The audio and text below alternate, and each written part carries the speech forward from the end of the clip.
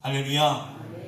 하나님께서 오늘도 우리에게 말씀 안에서 큰 은혜와 위로를 주실 줄 믿습니다. 오늘 말씀의 제목은 영원한 생명을 얻기 위하여 버려야 할 것입니다.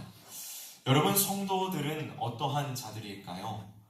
성도라 불리우는 우리 모두는 영원한 생명, 곧 영광스러운 천국을 소망하며 좁은 믿음의 길을 걸어가는 자들입니다. 그렇지요? 영생은 우리 신앙의 가장 궁극적인 목적 중에 하나이며 세상의 그 어떤 것과도 바꿀 수 없는 가장 절대적인 가치입니다. 믿으시죠? 그런데 오늘 본문의 말씀은 전적 부패, 전적 타락한 인간의 얄팍한 상식이나 세상의 계산법과는 완전히 차원이 다른 참된 영생의 길을 보여주고 있습니다. 사람들은 대개 무언가 대단한 공로를 세우거나 그럴듯한 자격을 갖추어야지만 천국에 들어갈 수 있다고 착각합니다. 화려한 재물이나 오랜 세월 공들여 쌓아올린 어떤 종교적인 열심이 내 영혼을 구원해 줄 것이라며 헛된 위안을 삼기도 하지요. 그러나 하나님의 말씀인 이 성경은 우리가 그토록 굳게 믿고 의지했던 모든 인간적인 수단과 방법들이 거룩하신 하나님 앞에서 얼마나 무가치하고 허망한 것인지를 철저하게 가르쳐주고 있습니다. 오늘 이 새벽 선포되어지는 말씀을 통하여서 내 안에 숨겨진 거짓된 구원의 방식들을 남김없이 부수어버리시기를 주님의 이름으로 축복합니다. 썩어질 세상의 것을 움켜쥐고 있었던 욕심으로 가득 찬 우리의 마음을 십자가 앞에 온전히 내려놓고 오직 참된 생명 되시며 우리의 소망 되시는 예수 그리스도만을 굳게 붙잡기로 단호하게 결단하는 이 아침이 되시기를 주님의 이름으로 간절히 축원합니다. 먼저 첫 번째로 내 힘을 의지하는 교만을 버리고 어린아이처럼 전적으로 주님만을 의지해야 합니다. 무엇을 버려야 한다고요? 내 힘을 의지하는 교만을 버려야 하고 누구처럼 주님만을 의지해야 된다고요? 어린아이처럼 전적으로 주님만을 의지해야 합니다. 오늘 본문 13절을 보면 사람들이 예수님의 안수와 기도를 간절히 바라며 어린아이들을 데리고 나옵니다. 당시 사회에서 어린아이는 가장 약하고 보잘것없는 지극히 낮은 위치에 있었던 사회적인 약자들이었지요. 제자들은 그런 아이들이 예수님의 사역을 방해하는 귀찮은 존재라고 여겨 그들을 거칠게 꾸짖고 막아섰습니다. 하지만 예수님의 마음은 제자들과는 완전히 달랐습니다. 14절에서 우리 주님께서는 어린아이들을 용납하고 내게 오는 것을 금하지 말라. 천국이 이런 사람의 것이니라 라고 단호하게 선포하십니다. 그리고 세상에서 가장 작고 연약한 그들에게 친히 손을 얹어 넘치는 복을 부어주시지요. 여러분, 천국이 어린아이와 같은 자들의 것이라는 이 예수님의 말씀을 우리는 가슴 깊이 새겨야만 합니다. 여러분, 어린아이의 특징이 무엇입니까? 어린아이는 스스로의 힘으로는 자신의 생존과 내일의 삶을 단 하루도 책임질 수 없는 절대적으로 무능하고 의존적인 존재들입니다. 영원한 생명도 이와 같은 이치이지요. 영생은 결탄코 내 능력이나 알량한 자격으로 쟁취해낼 수 있는 것이 아닙니다. 타락한 본성을 가진 우리는 내 힘으로 스스로를 구원할 수 없는 철저한 영적인 무능력 상태에 놓여 있습니다. 영원한 생명은 오직 전능하신 하나님의 크신 은혜와 긍휼하심에 나 자신을 온전히 내어 맡길 때에만 값없이 주어지는 하나님의 위대한 선물인 것입니다. 그러므로 참된 믿음은 내 안에서 어떤 그럴듯한 자격을 찾아내는 것이 아니라 나의 철저한 무능함을 뼈저리게 인정하고 오직 예수님의 십자가의 은혜만을 단단히 붙잡는 것입니다. 내가 남들보다 율법을 잘 지키고 더 많이 헌신해서 구원의 자격을 얻어내려는 이러한 생각들은 하나님 앞에서 참으로 끔찍하고 무서운 교만입니다. 영생을 얻기 위해서는 스스로 무언가를 할 수 있다는 이러한 헛된 마음과 생각을 철저히 꺾어내야만 합니다. 오직 주님의 십자가의 은혜 없이는 단 한순간도 살아갈 수 없음을 철저히 눈물로 고백하며 주님만을 바라보는 영적 어린아이가 되어야 한다는 것이죠. 사랑하는 성도 여러분, 이 새벽에 내 힘과 노력으로 무언가를 이루어보려 했던 모든 영적인 교만을 십자가 앞에 남김없이 내려놓으시기를 주님의 이름으로 축복합니다. 나 혼자 내 힘으로 설 수 있다는 착각을 버리고 오직 나를 위하여 피 흘리신 예수님의 완전하신 그 은혜만을 굳게 붙드십시오. 주님의 넓은 품으로 어린아이처럼 전적으로 피하며 내 삶의 주관자 되시는, 내 삶의 주인 되시는 그 주님만을 온전히 의지하여 살아가는 저와 여러분 우리 모두가 되시기를 주님의 이름으로 간절히 축원합니다. 다음 두 번째로, 우리는 나의 종교적인 행위로 구원을 얻으려는 거짓된 착각을 버려야 합니다. 무엇으로 구원을 얻으려는 거짓된 착각을 버려야 된다고요? 나의 종교적인 어떠한 행위로 구원을 얻으려는 생각들을 버려야 합니다. 이어서 앞에서 살펴본 절대적으로 의존적인 어린아이의 모습과 완전히 대조되는 한 인물이 등장하지요. 누구일까요? 부자 청년이 등장하고 있습니다. 본문 16절에서 한 부자 청년이 예수님께 당당히 나와 내가 무슨 선한 일을 하여야 영생을 얻으리까? 라고 묻고 있습니다. 이 청년의 질문 속에는 영원한 생명을 얻는 방식에 대한 참으로 치명적인 착각이 담겨져 있습니다. 그는 영생을 자신이 어떤 착한 일을 하고 훌륭한 종교적인 공로를 쌓아서 정당하게 얻어내는 거래의 대가로 생각했던 것이죠.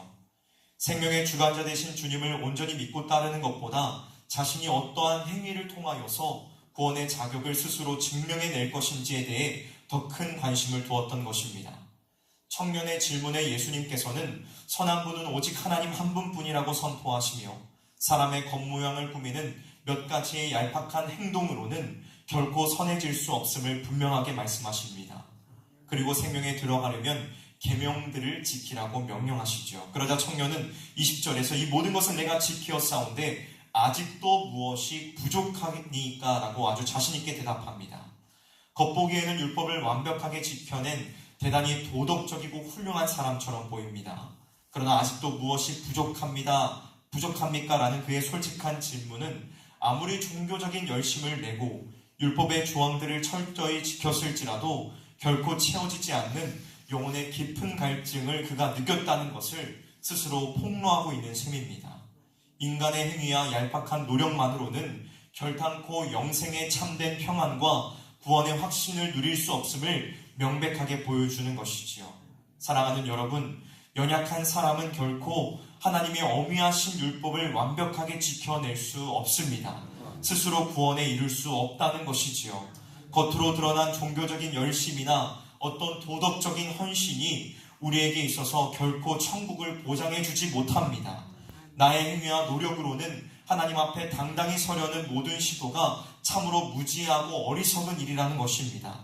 하나님의 그 불꽃과도 같은 눈 앞에서는 우리의 그 어떠한 선한 행위도 그저 오염된 것일 뿐입니다. 사랑하는 성실의 성도 여러분, 오늘 이 새벽 내 마음속 깊은 곳에 있는 나의 헛된 의로움을 십자가 앞에 완전히 내려놓으시기를 바랍니다. 내가 남들보다 예배 자리에 더 많이 나오고 헌신을 더 많이 했다는 그 어떤 영적인 우월감도 우리는 철저히 회개해야만 합니다. 그건 오직 나를 대신하여 율법의 모든 요구를 다 이루어주신 예수 그리스도의 십자가의 공로를 믿음으로만 주어집니다. 내 손에 쥐어진 알량한 이러한 행위의 자랑을 미련 없이 던져버리고 자격 없는 나를 의롭다 하시고 안아주시는 전능하신 하나님의 은혜만을 전적으로 의지함으로 나아가는 믿음의 백성들이 되시기를 주님의 이름으로 축원합니다. 마지막 세 번째로, 하나님보다 더 사랑하는 우상을 철저히 버리고 오직 예수님만을 따라야만 합니다. 오늘 본문 21절에서 예수님께서는 자신의 행위로 영생에 이르려고 했던 이 부자 청년의 가장 큰 걸림돌을 정확하게 찔러내십니다. 우리 함께 21절 말씀을 읽어보도록 할까요? 시작! 예수께서 이르시되 내가 온전한 자를 때 같이 배수를 받아 가난한 자들에게 주라. 그리하면 하늘에서 보화가 내게 있으리라. 그리고 와서 나를 따르라 하시니. 아멘.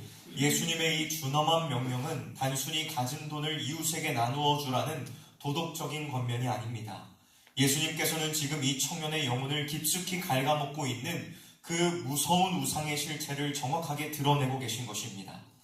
청년은 겉으로는 율법을 다 지켰다고 당당하게 자랑했지만 그가 소유하고 있었던 수많은 토지와 재물들은 하나님보다 더 의지하고 맹목적으로 사랑했던 끔찍한 우상에 불과했습니다. 그는 탐내지 말라는 계명을 어긴 탐욕의 노예였으며 결국 하나님 외에 다른 신을 두지 말라는 가장 크고 중요한 첫 번째 계명을 무시하고 있었던 것입니다.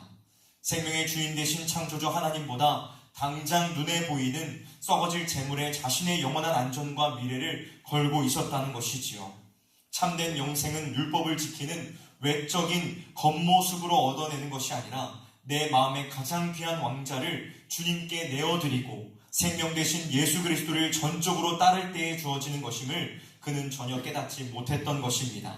사랑하는 성도 여러분, 하늘의 가장 영광스럽고 참된 보물은 영원한 생명 되신 예수 그리스도, 그분 한 분뿐이십니다. 예수님을 나의 유일한 주인으로 모셔드릴 때에야지만 영생의 놀라운 은혜가 주어집니다. 그러나 22절을 보면 이 청년은 재물이 많음으로 심히 근심하며 끝내 예수님을 등지고 떠나가고 맙니다. 영원한 생명의 길을 바로 눈앞에 두고도 십자가의 주님 대신 썩어 없어져 버릴 세상의 헛된 소유를 기어코 선택하고 마는 참으로 비극적이고 절망적인 결말을 맞이하였지요. 성경은 영광스러운 하늘의 기쁨 대신 땅의 즐거움을 바라보다 멸망의 길로 걸어간 자의 슬픈 최후를 성경은 엄중하게 경고하고 있습니다. 사랑하는 성도 여러분, 지금 이 시간 내 마음의 중심을 견고하게 차지하고 있는 이러한 세상의 모든 가짜 우상들을 철저히 부수어 버리시기를 주님의 이름으로 부탁드립니다.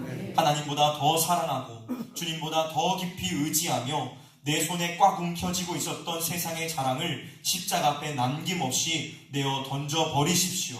내 삶을 끝까지 책임져 줄 것이라 헛되이 믿었던 이 썩어질 세상의 동아줄들을 과감히 끊어내야만 합니다.